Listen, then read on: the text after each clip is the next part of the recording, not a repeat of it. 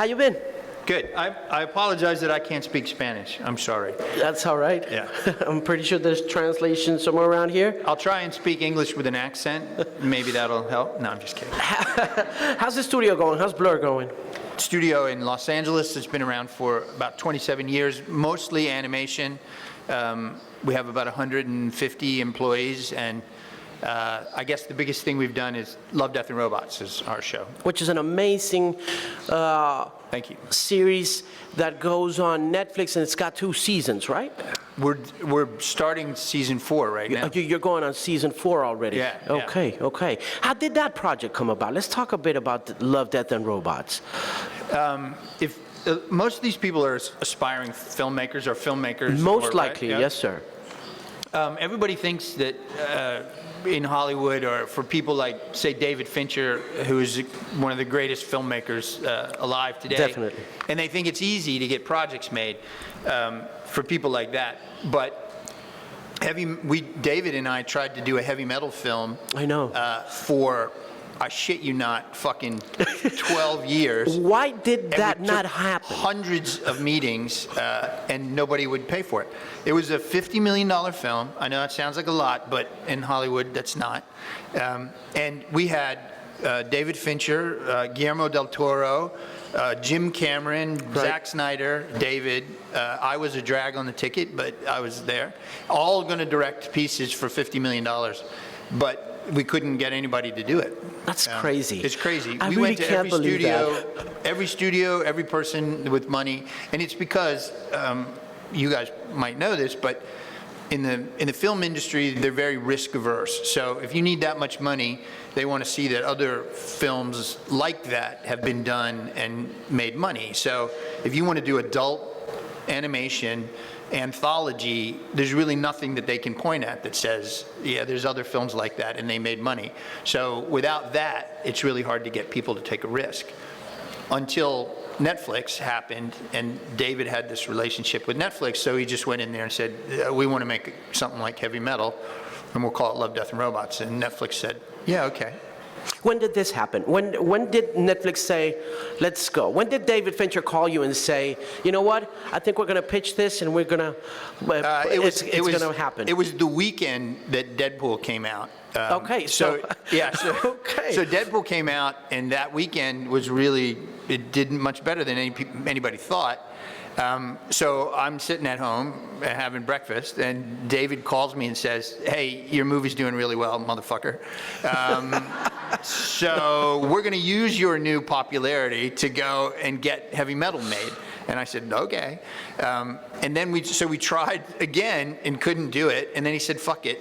We're just going to go to Netflix, and they'll do it, which we did. And then it became Love, Death, and Robots. What was the idea behind Love, Death, and Robots, aside from, of course, the reference and which is to some of us kind of evident on what heavy metal was back in the 80s, you know? Right. Well, I'm very old, so... No, you're not. Yeah, I'm very old, yes. 58, which is a great You don't age. look it, man. Oh, you're very kind. Thank you. He's a young Willem Dafoe. That's what I think. I get that all the time. I know. Get that all I'm the sorry. time. Well, it's true. Back in the 80s, heavy metal, this movie Heavy Metal came out, and it was an adult anthology animated thing, and I wanted to be an animator. I still love animation. I still do animation, but I don't want to do kids shit, right? I don't want to do dancing animals. Not if any of you do dancing animal films, I'm completely cool with that, but I don't want to do it. And so I saw this heavy metal movie, and I'm like, fuck, that's what I want to do. And so I really, really wanted to do a project like that. And so David said, oh, I do too. We can experiment. We can do different styles of animation. We can have different directors. We can have different kinds of stories. And so it was really like a way to test different things, you know. How'd you pick the directors? Like, did you just sit down and work on storylines and said to some directors, hey, I think this would be a good fit, or? Well, we've done 36 different stories, more in production now. It'll be 48, and 44 of them are stories that I read a lot. If any of you, like, I think reading is my superpower. So I love stories, and I read all the time. So I found all these short stories that I thought would be really interesting short films. There's 4 that aren't. 2 of them by one of the best, this amazing Spanish filmmaker named Alberto Mieglo. He did The Witness and this other one called Hibaro. That's really amazing. But so I find them, and then we kind of develop the story at Blur. And then we find a director who we think may have a vision for it, or an animation company that may do a style that we think fits the story. Cool. There's one in one of the last seasons, I think. It's like one of the most hilarious things I've ever watched. It's the zombie apocalypse one. Oh, yes. Yeah. Where'd you get that one from? That one was one of the unoriginal. That was an original one. One of the 4 original ones. That was just amazing. Thank you. Man. That's one of my favorites too. It's called Night of the Mini Dead.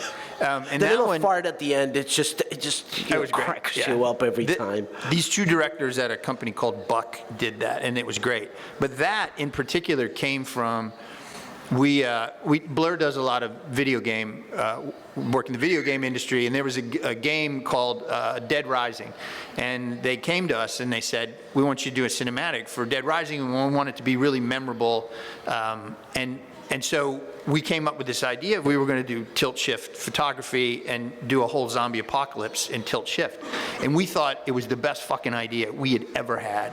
And I go into this meeting to pitch this idea, and you get this feeling like, oh my God, I'm going to give them this idea that's just amazing. They didn't like it at all. They thought it was, and they're like, nah, it didn't sound very interesting to us. And I'm like, no, it was going to be really great. But they didn't want to do it. And so we did something else. And I just took it and I filed it away. But I always wanted to do it because I thought it was really funny. It seems as though most of the ideas that you come up with get rejected at the very beginning. You know, like, did Deadpool get rejected? Every project I've ever done has been rejected multiple times. That is crazy. But it's common.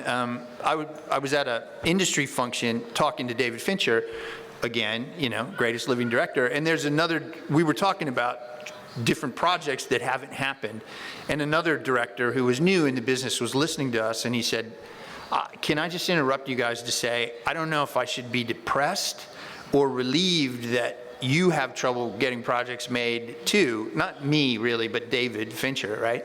Because it's a struggle, and so it's easy to say, well, this project didn't happen because I don't have enough experience. That's depressing enough as it is. But when you realize that it's hard for everybody to get a project made, maybe that makes you feel a little bit better, right? Yeah. It's also very interesting because, as you mentioned, heavy metal, I remember going through the magazines and, wanting to understand a bit of that alternative animation world as well, and thinking about it as a kid. I must have been 8 years old or 9 years old when I first saw the heavy metal concept, and saying, I wonder if this is ever going to be a mainstream kind of thing, And it seems as though happens with the comic universes today, where you would say that 35, 40 years ago, it would have been inconceivable to see this as a major industry source of money making, Yep. I think that if your question is, how did that happen? Yeah. I think video games are the cause. The reason? Really? Yeah. I mean, look at video games. It's all animation, right? And most of them tell adult stories. I'd put in quotation marks. I mean, some of them are very, very sophisticated, like The Last of Us, which, if you haven't watched it on HBO, is a really good show. But everybody, we've had a whole generation that grew up playing, basically watching adult animation and interacting with it through video games, and I think it sets. People love what they discover in their youth and as they're maturing, and so we have a whole group of people now who are older film and television consumers that grew up on adult animation through video games, and it made it possible. And then there's also just the fact that nobody did it. And so because nobody did it, they don't know that it can be done, and they think it can't be done. But then as soon as you do it, like Deadpool took 6 years of me begging. That's crazy. But it's understandable, though, because another thing that I would like to compliment regarding how the industry has become mainstream is the fact that, when I was a kid growing up, it wasn't cool to be a comic book collector, I didn't feel really cool. And, Wasn't cool to be a nerd. Yeah. It was considered very nerdy, if you liked those kinds of things, you would. It still is, but if you go to Comic-Con or any of the, I'm sure they have, what's the South American version of? In Colombia, we have one that's called SOFA, the Hall of Fantasy and does everybody go and they dress up and they do cosplay and stuff. Yeah, Comic-Con is like 180,000 people. It's right. like hardcore. And it started being like a Star Wars gathering, wasn't it? Or Star Trek? I don't know. I've gone 27 times to Comic-Con. Like when I first moved to Los Angeles back in 1990 or so. And I go every year, but it was much smaller and it was much easier to go. I liked it a lot better when it was smaller. When you felt like you were part of an exclusive club, but now everybody loves nerdy comic book shit. And it's hard getting tickets. Actually, I was watching an interview that you did when you were promoting the first season of Love, Death, and Robots, and you mentioned something your dad wrote to you once in one of a few letters that he wrote to you said, if you're trying to be cool, it will prevent you from being cool because... Did I say that in an interview? Really cool people don't have to try. Words to live by your father. Yes. And I related with that. I related to that. I was like, I was never cool. Were you cool? I was never cool. No, I was a nerd. But I also played soccer, so I could hang out with the jocks occasionally. And then I liked books, so I would hang out with the nerds. But I failed high school basically. But I was never cool. I could never decide what group I was supposed to be in, which was, in hindsight, better, I think. I had friends in every group. Not a lot of friends because I read too many books, but. And you also wanted to be a comic book artist, right? And you actually moved to New York to try and get a job at Marvel Comics, and you didn't get it. I didn't, yeah. I failed. Why? Because it's just hard. It's hard to get your foot in the door. Before I forget, though, I found another. My father's dead. He's been dead for like 10 years. But I found another letter he wrote to me last year that I had just come out. Maybe it was around 1998 or something. And I had a meeting with Jim Cameron back then, and he asked me about a film I had done, a short film, and we were going to work on a project of his. And we started talking about books, and I said, yeah, I'm developing this book. And he's like, oh, I love that book. Let's develop it together. And it was like, imagine Jim Cameron, like one of the best filmmakers ever, saying to a young filmmaker, yeah, let's develop a science fiction movie together. It was like the air was sucked out of the room and the sound was echoey, and I thought I was going to like hyperventilate. It was an amazing moment. And then a week later, his producer called and said, yeah, I know Jim said that, but we're not going to do it, so fuck off. Which was really cool. But anyway, my dad, I wrote my dad, and I said, oh, yeah, I had this moment. And he goes, oh, I hear he's a giant asshole. You should never work with Jim Cameron. Everybody knows in Hollywood that he's a giant asshole. I come from the other side of the country, so why my dad would know that Jim Cameron was an asshole was... Where was he from, your dad? Washington, D.C. I grew up there. Okay. Not a filmmaker or anything. But so how did he know? I guess it was universally known that Jim Cameron was a tough gentleman. And is he? Yes, he is.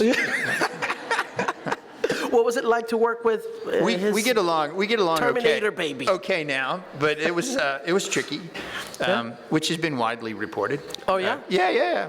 I didn't see that anywhere. You didn't do that research? I didn't do that research do that background research about your relationship with James Cameron. Maybe you should ask Natalia about that. Yeah, Natalia? I did. Natalia, I asked her and she told me a little bit about it. But what was it like to work, aside from the fact that it's Jim Cameron who came up with the idea to work on a franchise of that size, and the reputation that it has? What was it like for you?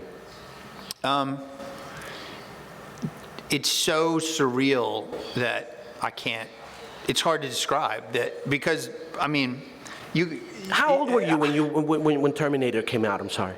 in the theaters? Yeah. Fuck. What year? That was like 79, 80? No. Must have Maybe, been. 84? that sounds right. That's Yeah, right. 84. Because that was our code name for the movie. It was 1984. I graduated high school in 1982. So I must have been 18, 17.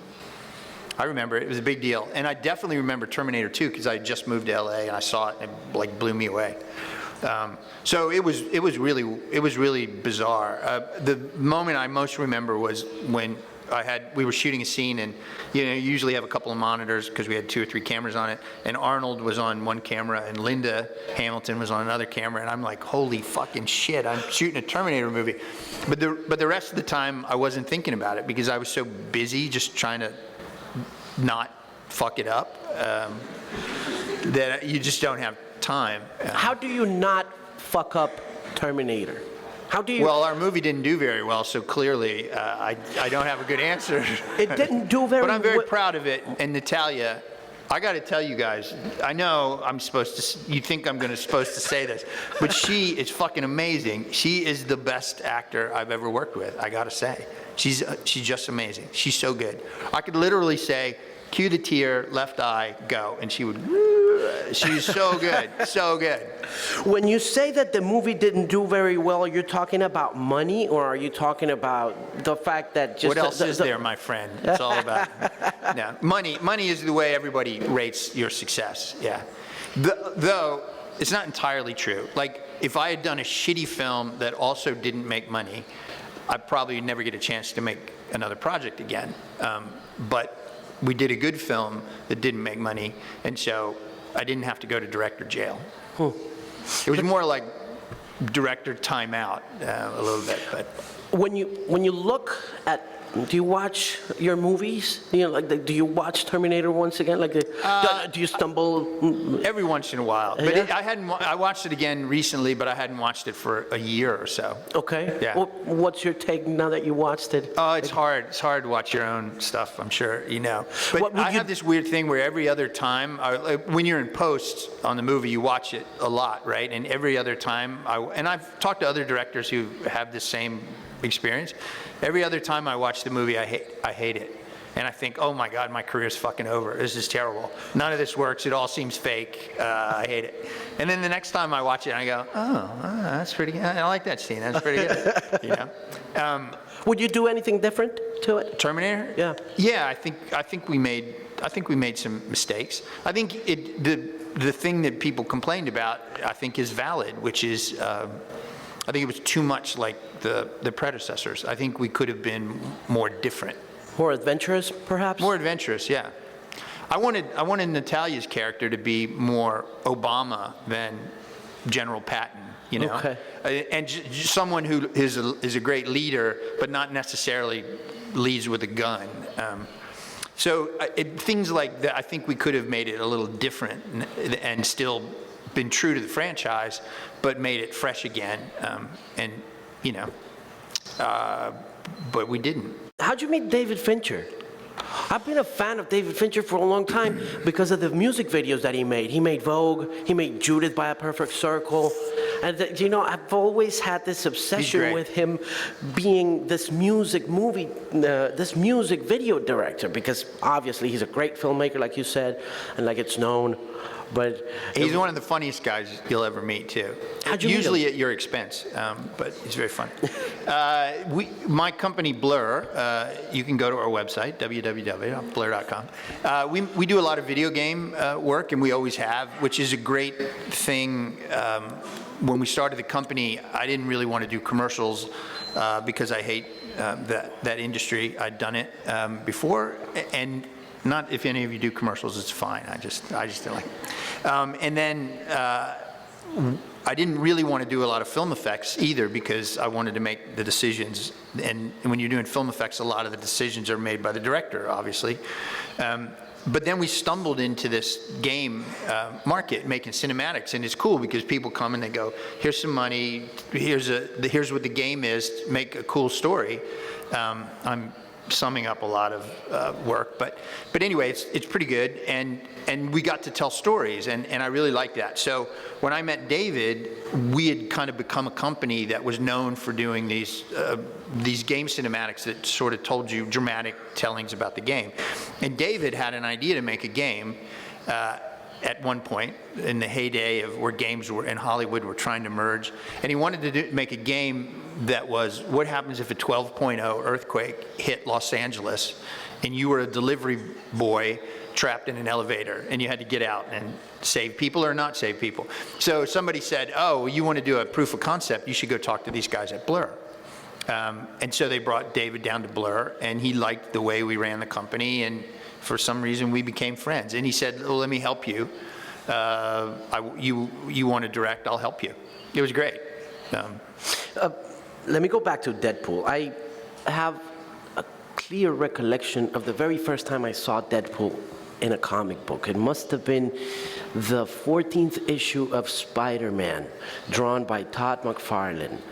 And it was a crossover of titles. It was the X-Force and the Spider-Man. It was Mark Liefeld, wasn't it? Yeah.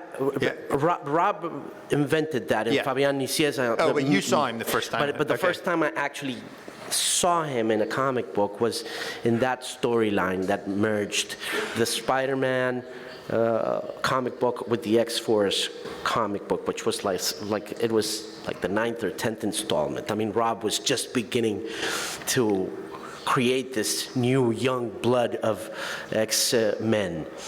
And I was so drawn to him by the dark humor, you know. And when Deadpool came out, I was so impressed by how you were able to translate that personality of that villain to life. It was amazing, because I think one of the hardest parts about adaptations is to nail the personality of a comic book character down as perfectly as you did with Deadpool. I think it's one of the greatest achievements in, comic book storytelling. Well, I appreciate that, but I can't take credit for it, really, because I think the comic book was inspired by characters in cinema to some degree, and Ryan Reynolds was kind of perfect, right? He embodied that character so much so that the comic book creators saw they used Ryan in some of his comedy as sort of a basis as the character developed. So Ryan is Deadpool, and he is the perfect person to play that. And the writers did a fucking fantastic job. Like when I came on, they had a really great script. I worked on it with them for quite a while, but it was great when I got there. So they really found the tone, and Ryan is sort of the perfect character to play. How many that. comic books do you have to, Deadpool comic books do you have to read? I collect comic books, so I'm a nerd, and I read comic books, and I read Deadpool. But I think the job there as a director is to get the fuck out of the way of good material, right, and just be true to it. I think I did a good job. I'm proud of it. But I also started with great material, and Ryan was born to play that role, you know. Another thing that I find important.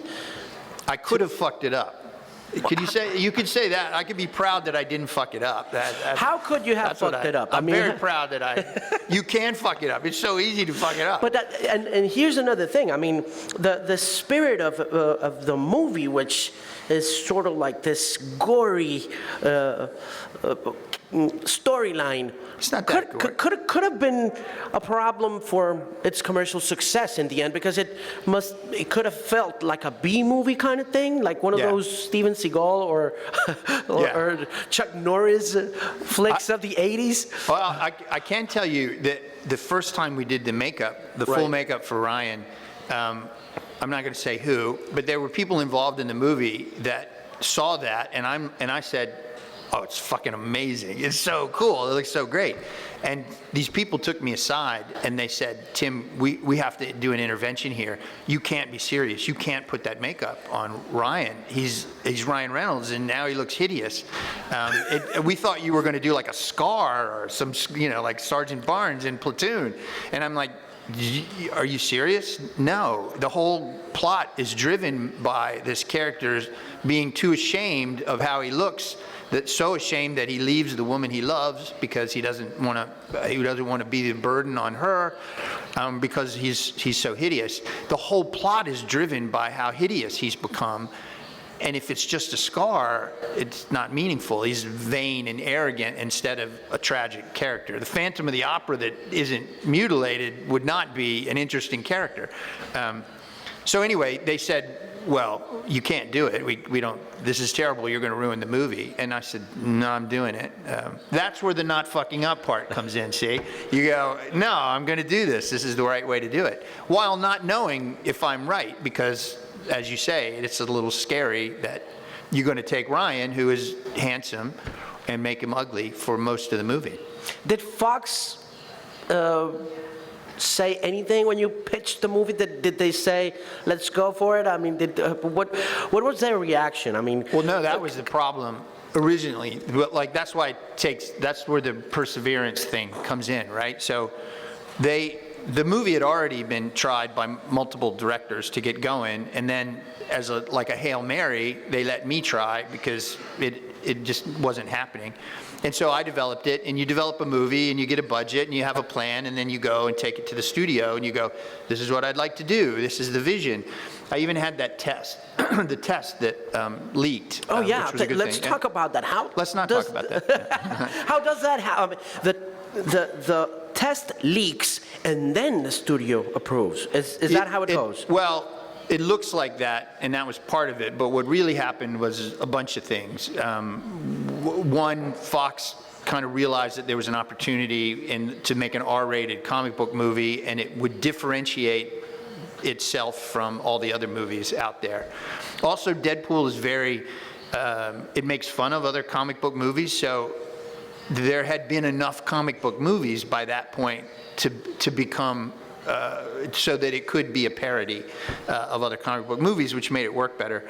And then lastly, we got Simon Kinberg, who was a really great producer, to help and was pushing it. So there was already a little bit of momentum, and then the test leaked, which I know what happened, and I didn't at the time. I know what happened now, and it's a nice little story, but I'm not going to tell you. Why not? Come on. No, I'm not going to tell you. But it wasn't me. I'll tell you that. And I didn't find out who it was for 3 years. It wasn't Ryan either. But anyway, so it was a thing, and it kind of broke the internet. People saw it and they really liked it, and that was the kind of the final push to get it out there. You also nailed the eyes pretty well. We did. But the eyes opening and closing. But we did that. That's pretty badass. Thank you. It gives a lot of personality to it. But and that's the way he is. But we did that test and that budget, and we got it to a point, and the studio said, "Yeah, we're not going to do it." And so 5 years of every month I would write and say, whose dick do I got to suck to get this movie made? And they would not. They just didn't want to do it. And so, until the universe aligned to get a yes, it was luck. That's why you just got to stick around until you get lucky.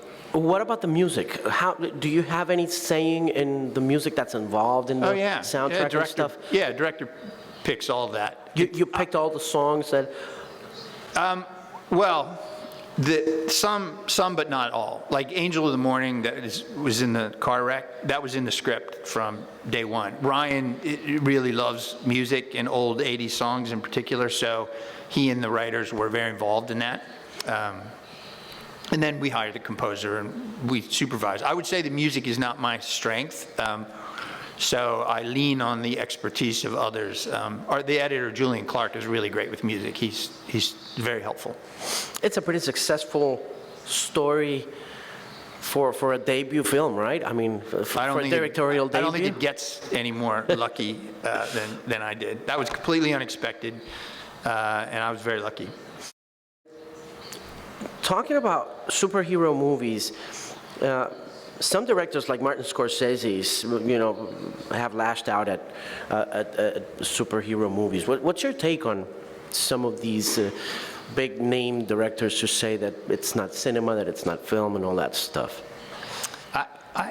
I don't know why it's even a question. I mean, who cares, right? Anything can be, any story that people want to see is worth telling. I don't know. I mean, I could see why it becomes I mean, you guys might not know this because I didn't, but why that happens with movies, why we get these big tentpole movies and it becomes sort of the death of the small and mid-sized movies. There's a lot of sense to it from a business standpoint, because if you make one successful tentpole movie, the studio makes more money than in all the mid-size and small movies, even if they're successful combined. I mean, it's just ridiculous, right? You could make $1 billion on a single movie, and the whole rest of the slate that you make of small and mid-sized movies will make a couple $100 million, even if they're all successful. And they all take a lot of work, and they're all really hard to do, and et cetera, et cetera. So if you just look at it, movies as a business instead of an art, which on some level you have to, right? Somebody has to pay for all this shit. And so it is a business, and a lot of people look at it that way, and that's their job. So when you look at it that way, it makes a lot of sense that people want to make big tentpole movies instead of the more story-driven art movies that a lot of us love. Is there a Marvel comic book character that you would like to do a film about that's not been done yet? I really wanted to do Taskmaster, who was in the Black Widow film, but I don't think it was done well as it could have been. I think Taskmaster would be fucking awesome. X-Men? Oh, yeah, X-Men, of course. What's your take on X-Men? Why did that not move forward, like, say, for example, the Avengers? It will? Oh, yeah. Well, Marvel has it back now. They didn't have it for a while. It was Fox that controlled X-Men, which is why Deadpool was part of the X-Men universe.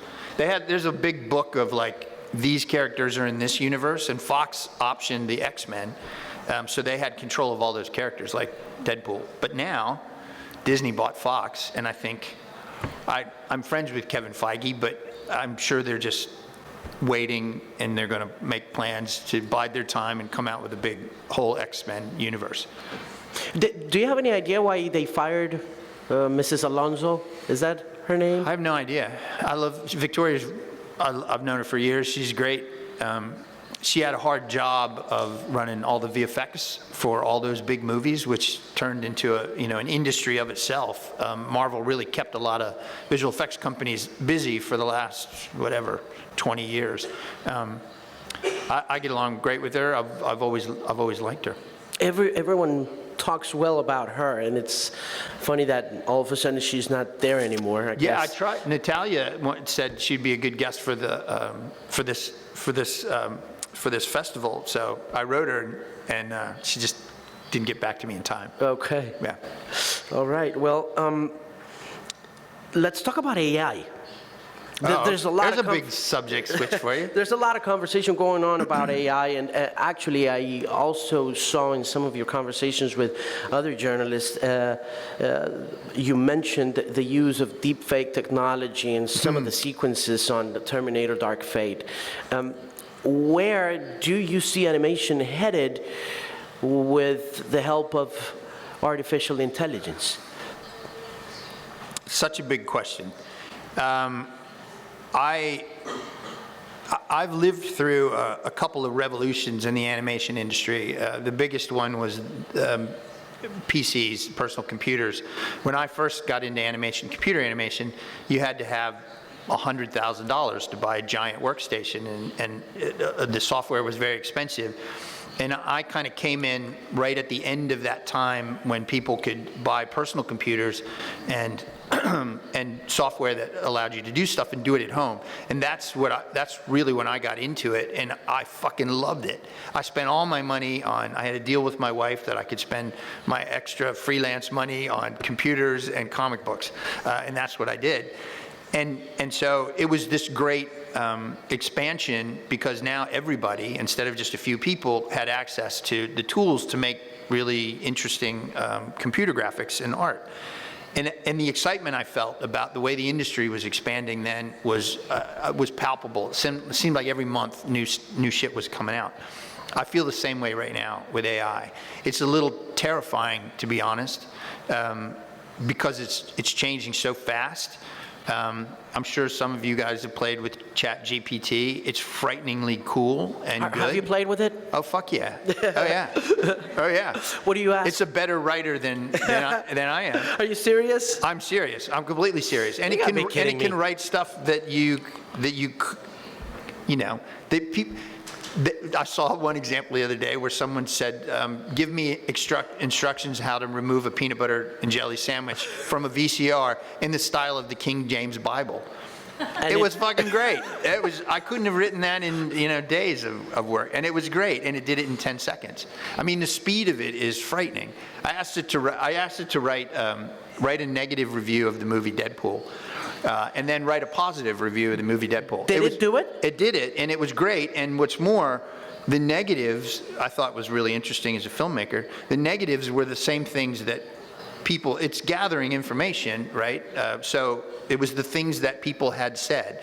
It was the things that the conversation among the people that didn't like it had said. And it's kind of like takes all that negative those negative commentary and tells you, which if you're a filmmaker and you don't want to hear negative stuff, don't do that. But I actually want to hear that. I want to hear what people didn't like, right? But anyway, and then I see the tools are progressing right now. Every fucking week there's What's it going to do for animation? What's AI going to do for animation? Since, given the fact that you've been in animation through 2 revolutions, what do you foresee? I feel like there's going to be a lot of, let me talk big picture for a second. Sure. That I feel like there's a lot of stories that I would like to tell, and I know other animators would like to tell, that are just too big and too expensive to tell through animation right now because of the time it takes to do it, the amount of labor that goes into the process. And so there's a whole level of a creative country that we can't visit because it's too expensive to go there.